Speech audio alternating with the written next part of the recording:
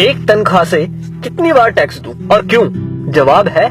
मैंने 30 दिन काम किया, तनख्वाह ली, टैक्स दिया, मोबाइल फोन खरीदा, टैक्स दिया, रिचार्ज किया, टैक्स दिया, डेटा लिया, तब टैक्स दिया, बिजली ली, फिर टैक्स दिया, घर लिया, टैक्स दिया, टीवी फ्रिज आदि लिए, टैक्स दिया, कार ली, टैक्स दिया, पेट्रोल लिया, फिर टैक्स दिया, सर्विस करवाई, टैक्स दिया, रोड पर चला, फिर भी टैक्स दिया, टोल पर फिर टैक्स दिया, लाइसेंस बनवाया, टैक्स दिया, गलती की तो टैक्स दिया, रेस्टोरेंट में खाना खाया तो टैक्स दिया, पार्किंग का टैक्स दिया, पानी लिया उस पर टैक्स दिया, राशन खरीदा उस पर भी टैक्स दिया, कपड़े जूते किताबें ली उस पर भी टैक्स दिया, टॉयलेट गया उस पर भी टैक्स दिया, दवाई ली तो भी टैक्स दिया, गैस ली टैक्स दिया, सैकड़ों और चीजें ली